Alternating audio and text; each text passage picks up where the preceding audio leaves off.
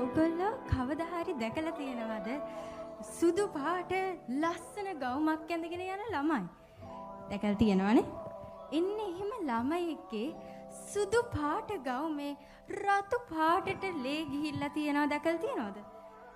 එතකොට කොච්චර ඒ ළමයාගේ හිත රිදෙනවද? එයාගේ අභිමානය කැඩෙනවද? අපි මොකද්ද ඒක ගැන කරන්න ඕනේ? මං වගේ, ඔයාලා වගේ, ඔයාගේ දුව, නංගි, අක්කා, සහෝදර සහෝදරියෝ, නෑදෑයෝ, යාළුවෝ, ඒ වගේ ළමයි ගානක වෙනුවෙන් මම අද කතා කරන්නේ. මම කියන්නේ පොඩි ඉල්ලීමක්, එක ඉල්ලීමයි. මේ සුදු පාට ගවුමේ රතු පාටට ලේ ගිහිල්ලා තියනවා දකින්න නැති වෙන්න අපි මේ ගවුමේ පාට මාරු කරමු. දුඹුරු පාට වගේ. එතකොට ටිකක් පේන්නේ නැත්නම් අපිට සිද්ධ වෙන්නේ මේ සුදු පාට ගවුම ඇඳගෙන රතු පාටට ලේ ගිහිල්ලා පන්තියේ ගොඩාක් අමාරුවෙන් ඉන්න වෙනවා. එතකොට වාඩි වෙන්නේ කොහමද අපි? පීරියඩ්ස් හදිච්ච දවසට මම නම් වාඩි වෙන්නේ යට ගවුම. ඒ කියන්නේ උඩ ගවුම අයින් කරලා යට ගවුමෙන් තමයි වාඩි වෙන්නේ. නැත්නම් රතු පාටට ගෑවිලා යනවා කියලා බයට. ඇයි අපි එහෙම බය වෙන්නේ? අපි බස් එකක යන ළමෙක් නම් එයාලා ගවුම වහගෙන බයෙන් යන්න වෙන්නේ. එහෙම යන්න ඕනේ නෑ අපිට.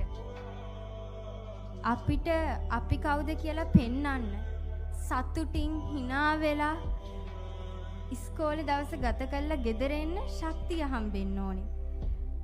සුදු පාට ගවුම ඇඳගෙන ලේ ගිහිල්ලා කියලා කවුරු හරි බස් එකේ යනකොට කියනකොට එයාට ගොඩක් දුක හිතෙනවා. ඒකින්ද ළමයින්ට කරදර වෙන්න තියෙන ප්‍රමාණය වැඩි. මම කතාවක් අහලා තියෙනවා ටික දවසකට කලින්. ඒ ගෑනු ළමයා ඉස්කෝලේ බස් එකේ යනකොට පිරිමි කෙනෙක් එයාගේ ගවුමට රතු පාට තීන්ත ගානවා. ඔයාට පීරියඩ්ස් හැදිලා මං උදව් කරන්නම් ඔයාව අයින් කරන්න. ඔයාගේ ගවුම හොද ගන්න කියලා. ඒ වගේ එයාව ගෙනිහිල්ලා එයාට කරදරයක් කරන්න තියෙන chance එක වැඩි. ඒකින්ද මම එක ඉල්ලීමයි කරන්නේ.